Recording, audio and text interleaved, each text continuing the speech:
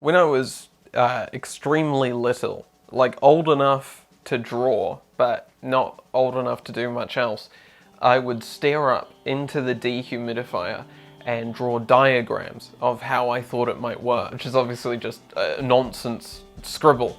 Anyway, I've not learned or grown at all since, and it's that exact combination of idiocy and hubris that I'd like to share with you today. Now, I recently had this viral video. Not that viral, and not that recently actually, but I've made timelier videos. Typically, I've left it too late to capitalize on any momentum. It's a bit awkward, obviously, because you haven't seen it, due to increasingly compartmentalized media consumption habits. Not even my own followers operate in the same circles as my content, so now I have to arrogantly describe my own video. Basically, I listened to all the songs on Taylor Swift's new album, and I guessed whether or not they were produced by Jack Antonoff, which I was able to do with a reasonable speed and a reasonable degree of accuracy because I have a visceral hatred of Jack Antonoff's production style. And that was a big hit. Fucking stupid video, but you know, for a moment there, if you wanted to get the clicks, you could put out some content about my content. And I wasn't doing that, so I'm going to do it now. What everyone wants is for me to epically defeat Jack Antonoff with facts. You know, Jack Antonoff bodied by hateful internet user. So I'd like to talk about subjectivity in art. Kind of, but not really. The actual conceit of this video is it's a man desperately trying and failing to save face. It's fine if you don't get that out of it, I'm happy for whatever, but I just thought I'd flag up the subtext now for reasons that will become apparent later. Now, the fact that I have a visceral hatred of Jack Antonoff's production style is one of my secret opinions, really. It's not the sort of thing, you know, I wouldn't do a video on it. It's probably one of my strongest opinions and my least rational. I've never really interrogated it. I just don't like it because I don't like it. You know, it's not a decision I've made. It's an opinion I've enjoyed to have. It's sort of an amusing opinion to have because basically no one agrees with me. It's some of the most successful pop music in the world. I genuinely don't have a reason, no hate towards the guy, don't know anything about the guy. I like the artist he works with. I tend to enjoy all music. Yeah, I'm gonna say I like all music as a rule, but just consistently over the years I've realized that I have a visceral hatred of Jack Antonoff's production style. But that's the end of that. It's just my taste in sound. But it is one of those things that I was like, oh, I hope no one ever digs this up. I didn't want that tweet getting out, really. Escaping containment. Getting into an area where people could interpret it however they wanted. Really, my worst nightmare is doing irony and having it taken at face value.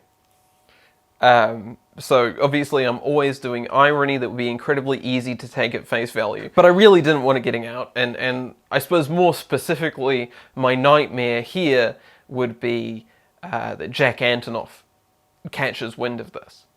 And he has definitely seen it. And of course I don't want people digging up my Jack Antonoff opinions. I didn't want this video getting out because you don't want to get on the bad side of the Stan account. Everyone talks about not getting on the bad side of the Stan accounts.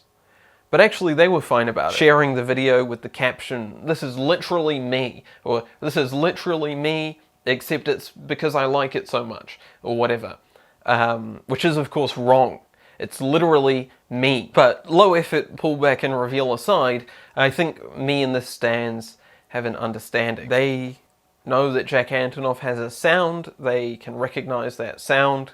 Me and the people who were online at the time have an understanding. They just see that I'm having a nice time. It was only when it left that in-group of people with similar consumption habits, if not similar interests, that it started to go wrong. Sports fans and culture writers and music critics have become unbelievably pissed off at me and started to paint me as a bit of a cock. At this point, people started to say, you know, I must be fun at parties, which is weird because I'm actually not. It's not the sort of environment that I thrive in. But there started to be instances of people calling me self-involved and petty. And I'd like to talk to you now about each and every single one of those. I'm not going to go into specifics. Most of the response was good. People painting me as a bit of a nerd, people maybe defensively saying I'd never produce anything as well liked as Jack Antonoff, and liking Jack Antonoff as if it were a perfectly reasonable thing to do. And obviously, that stuff's all fine because it's true. And I think even the stuff that I take issue with was well-intentioned or unintentional, or at the very least just, you know, people doing their job. I think there's clearly a cultural difference in the dry New Zealand sense of humour to the broad, stupid Americans' idea of a joke. And of course, a cultural difference between the irony internet user sense of humour and the serious journalist sense of humour. And I just don't want to slag off people I don't know for no reason, just because I can take some things they said out of context and paint them as a bit of a cock. And yes, there is a subtext there. But seriously, I have no actual ill will towards the people who I will now criticise for about 15 minutes. It's the same joke. It's the same joke over and over again. I can't keep getting away with it. But I think it is a reasonable thing to get pissed off about because the video got too many views. It got too many views for the quality of the content. Probably the weakest bit of video content I've ever put out there. And that's saying something. But it's not up to me. You know, what can you do? You can't stop people watching. It's like, if I show you my medically small ear canal, that's pretty good.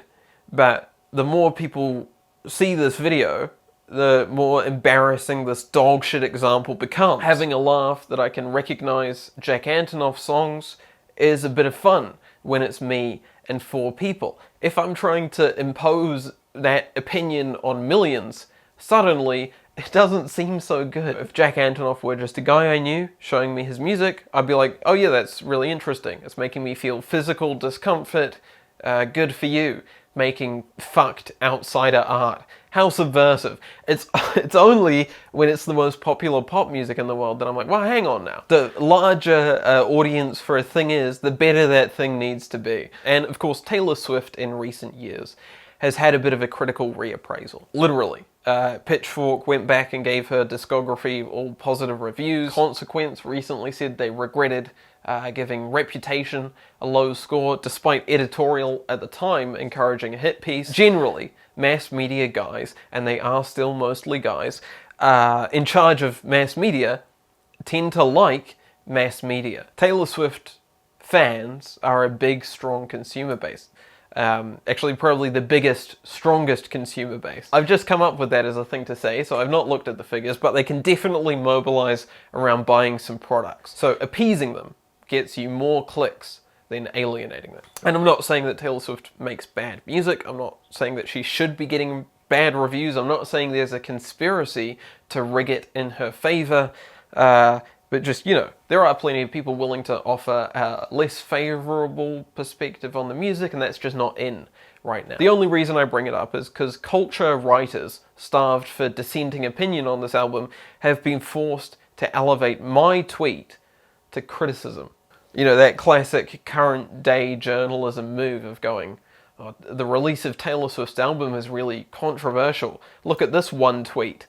But they sort of got to attack me as a catalyst for controversy. And one of my big problems with using me as a catalyst for controversy is that I am me. But obviously being defamed by journalists is a very lucky problem to have, and it's one that we can only hope that I run into again. I think my preceding tweet, including the phrase, "I'm the only person alive with good media literacy," has caused me all manner of trouble. Now, that wasn't a statement. It was a setup to the following phrase: so whenever anyone disagrees with me, it means they're objectively an idiot. And that is functionally a joke. Now, you probably didn't find it very funny, because it's not built to escape containment. You don't have context for it. It's reliant on knowledge of arguments that people were having online at the exact time that I posted that. I don't know how you expect to get the most out of these videos if you haven't done the reading. And the other reason it's not funny is because it's not a good joke. It probably is just funnier to take that sentence at face value. It'd be purely self-serving of me to explain it.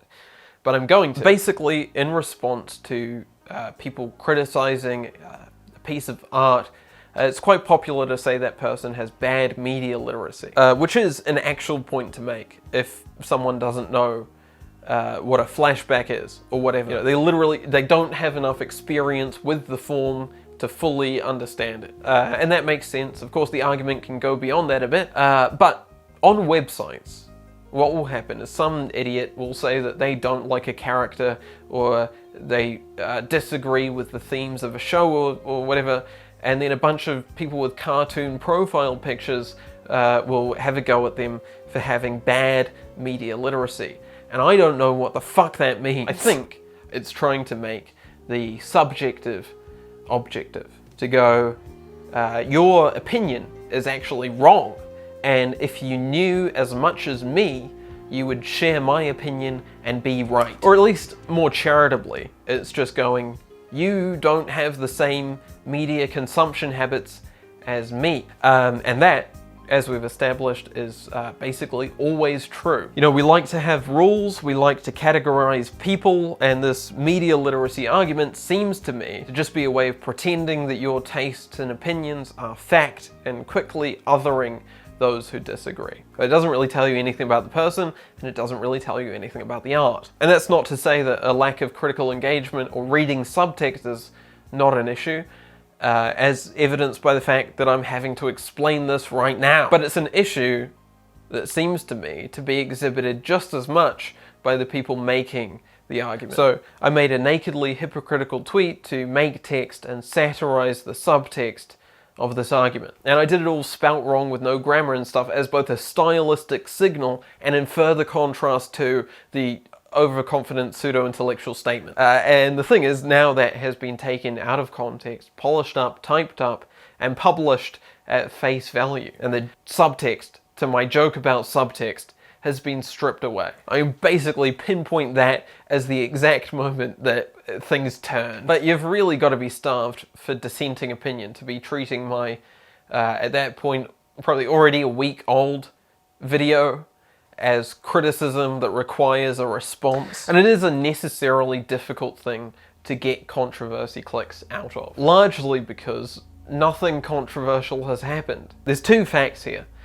I can identify a Jack Antonoff produced song with a reasonable level of accuracy, and I have a visceral hatred of Jack Antonoff's production style. Now, I did use the phrase visceral hatred, but I did so only to describe my visceral hatred. I can't stand the sound of it, I hate it, and the way in which I hate it is viscerally. But I didn't go beyond that because it doesn't go beyond that. Nothing against the guy, I like Taylor Swift stuff, it's just subjective taste. There's just nothing really to engage with, so they've had to fabricate a reason for controversy. And what they've come up with is this. The real reason I've been saying for years that I have a visceral hatred of Jack Antonoff's production style, the real reason is because during the rollout cycle of the album Midnights, I wanted to ascribe Taylor Swift's authorship to a man and diminish women's voices. So actually, I'm a sexist. So now that's out there, published as fact, in the news, with all the other facts, and read by more people than I will ever meet in my life. I will say, it's impressive that aging male music critics have access to that sort of tape, and it is a good counter-argument, if that had been what I was saying. Let's maybe take a look at the video for a second. Yep, that's him. Okay. That's him. It is an impressive display of free association to get from that to misogyny. And obviously I applaud them for it. It's a very clever gambit. I can't easily just go, no, I'm not a sexist. I hated all of his stuff that he did for men as well. That's all well and good, but it's also the talk of a cornered misogynist desperately backpedaling. Anyway, I'm not a sexist. I've checked. They said I was doing bad criticism, which I take issue with. I don't think I was doing criticism. Sharing my raw opinion with no commentary or conclusions drawn from it whatsoever never got to the point of being criticism. And there's the suggestion that you shouldn't be able to hear a producer's style. You shouldn't, because a producer is just one element of a larger team, a team including the artist, who surely has a say and a voice. So it's wrong to hear the sound of Jack Antonoff. But I have. So there. I think you've got a producer confused with a muse. I mean, yes, Taylor Swift must like the sound. A lot of people must like the sound. But it is all undeniably Jack Antonoff stuff. And that's not inherently a problem. If anything, it's good to have a signature sound. The only thing I was saying was that I viscerally hate that sound. But it's weird because at the same time as going absolutely ballistic on me for sharing my opinion in a sort of jokey way and calling that out for being bad criticism because of their subjective disagreement with my subjective opinion, they've just fabricated some lies about my character. He's actually wrong about his opinion because he's the wrong sort of person. I'm not even the wrong sort of person. What are you doing? I think that is bad criticism. Actually, unless they meant criticism in the sense of just like being negative, which I will admit to. I was doing a terrible job of being negative because I was clearly having fun. But, you know, obviously it's not about me. I don't know how much they actually believe this. Obviously, they've done no research into me as a person. It's just a way of squeezing a little bit of extra website clicks and ad revenue out of this tentpole. And of course, it's not really about me because it's more about the interpretations of my video. I wasn't pleased with the way that some people were misinterpreting my post, but I wasn't going to do discourse about it. You know, sometimes you just got to leave these things alone. Again, there is a subtext there. I think people are always looking for a justification of their pre-existing hate. You know, the recent James Corden restaurant news was a huge win for people who needed a justification to not like James Corden. MIA was recently posting anti-vax stuff. There was one guy absolutely thrilled about that. He was like, oh, I always knew Paper Planes was a dog shit song. I don't think he really got anyone else on board with that, but he was loving it. And obviously, an idiot listening to some songs and saying yes a bit was a win for Jack Antonoff haters. Now, I don't want to be seen as overly critical or negative, but making shit up about someone you don't know under the guise of criticism just to get some controversy clicks for a media conglomerate, what is the point of you as a person? Anyway, I think that was a good take, but I made myself laugh. Kind of ruins the conceit of the video if I'm not...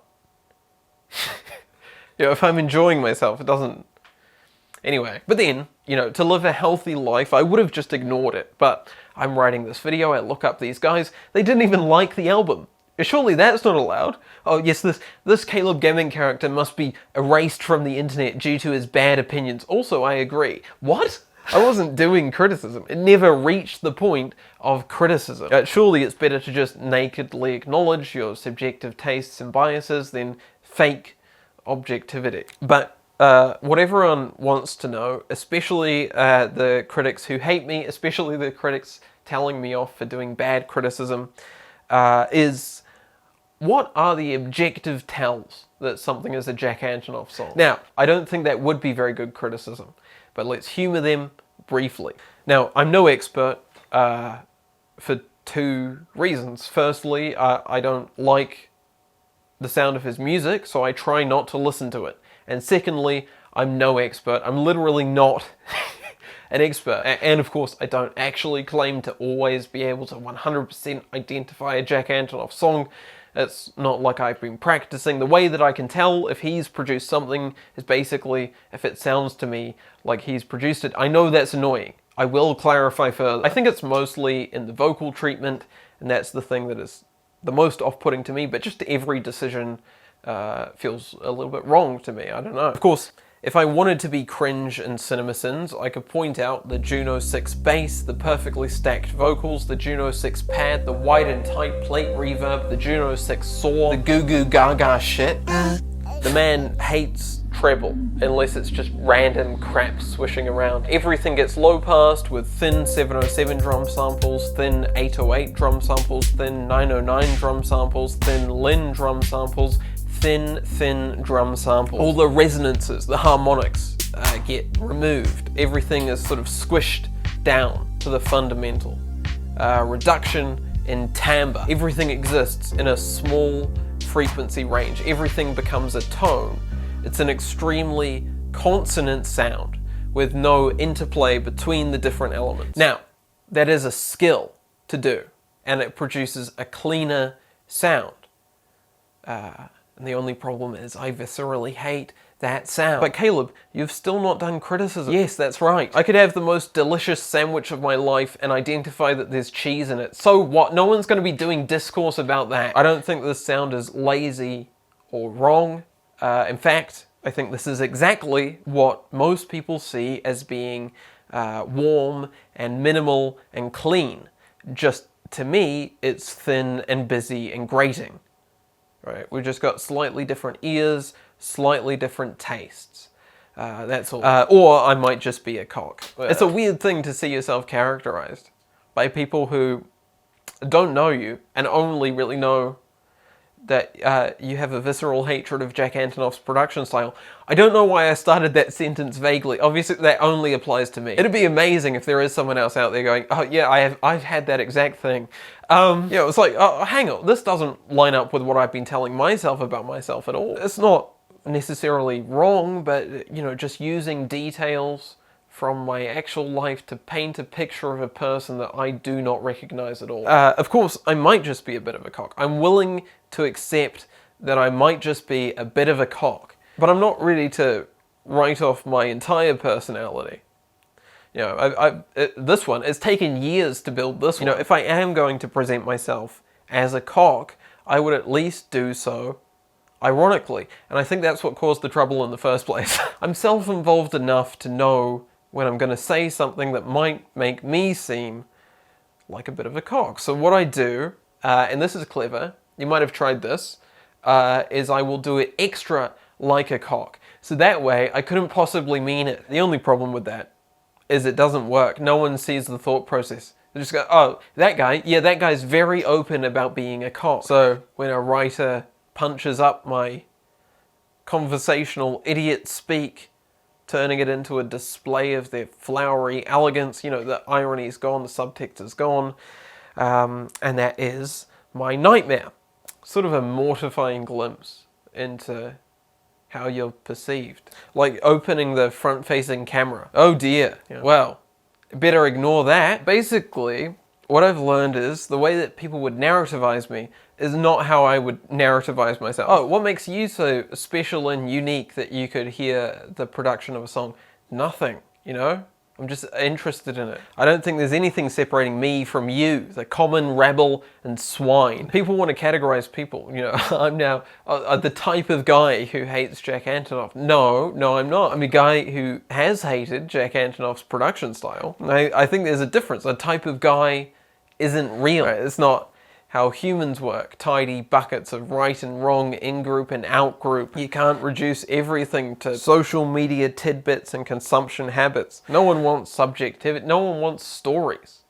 What everyone wants is a collection of micro-facts. If I were defined by one characteristic, it'd be unlikely to be Jack Antonoff hate. The fact that I have a visceral hatred of his production style rarely comes up. But of course it does make sense. If that's the only thing you know about me, you know, it's like I've just come up to you and gone, hello, I hate Jack Antonoff. Oh, okay, that guy must really hate Jack Antonoff. No, you just don't know anything about me. And even, I'm not interested in telling you about me. You know, the room that I'm in isn't real. It's completely scripted. This isn't a guy. I don't even think, we're not what we share about ourselves. It'd be ridiculous. But we love that shorthand to be able to categorize people. Especially by their consumption habits. Sort of an advertiser-first way of engaging with humanity. So, I started trying to dredge up tidbits from my life to explain it. As a kid, I loved drawing diagrams of how things work, so maybe I'm just more interested in the deconstruction of a thing. I got into drumming at the age of like 6, so maybe as a drummer, the drum samples are of offense to me. I was anachronistically raised on cassettes, so, you know, maybe I like the sound of shit audio. And maybe that explains, I tend to like dissonance and inharmonic sound, interplay of elements, distortion, noise, the clashing of elements. I imagine I've listened to more SoundCloud in my life than radio.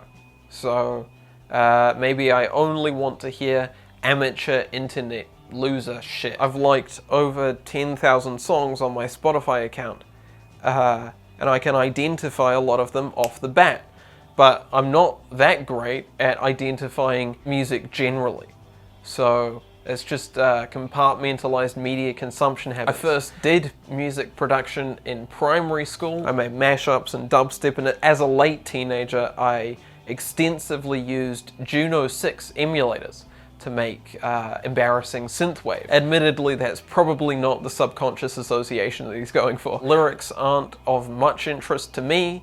It's just a sound in the mix, and so maybe I don't like the focus on vocals. I've previously described it as a fight or flight sort of thing, so maybe it literally is tapping into some memory of trauma. I have an unusually small ear canal, so maybe I'm just hearing the high end more acutely. I was hired as a teenager to play drums on a lot of Jack Antonoff songs for a university glee club performance. So maybe I don't like it because of the embarrassment of having ever been associated with a glee club. I liked the album 1989, but to make the song Out of the Woods palatable to me, I had to mash it up with M83 Midnight City, and that got a DMCA takedown. So maybe it's a personal vendetta. And of course, I have known and do know people who like this music, so maybe I secretly hate my friends and family. But I don't know if any of that tells us anything.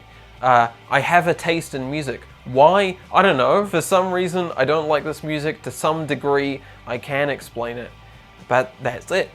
Subjective taste. I don't mind at all that you guys like this dog shit.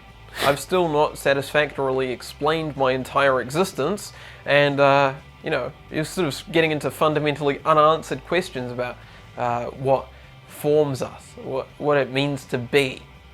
I don't fucking know. I'm not defined by this, and I can't tell you what defines it. So when I said I'm the only person alive with good media literacy, so whenever anyone disagrees with me, it means they're objectively an idiot, what I was saying was attitudes to art are subjective and complex, and it's rarely an area where you can wave away someone's opinion as being other and wrong. And that was clearly a joke, but the fact that so many people took it at face value, maybe it is true. No, I'm just kidding. Fucking hell.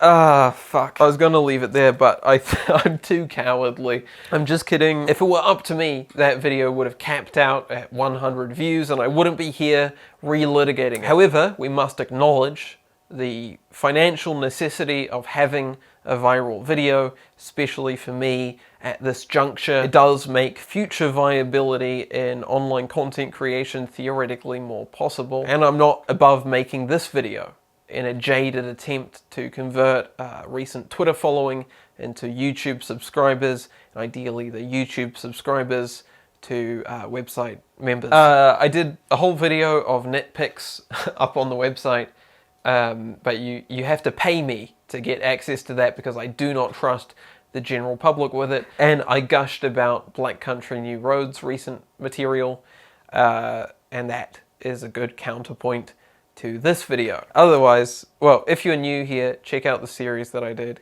Share this stuff if you feel like it, and don't share this video, but share the series. Don't be weird about this. Don't fucking go after anyone. Obviously, I've exaggerated and focused on the worst things possible because that is where there is the most material to be had. But generally, you know, it was good. I haven't prepared a closing joke, and I don't want to improvise one because I am worried about people misinterpreting me. Thanks for watching. Don't ever post I'm the only one who's allowed to hate Jack Antonoff, and I now refuse to do it on principle, and I'll see you in a fortnight.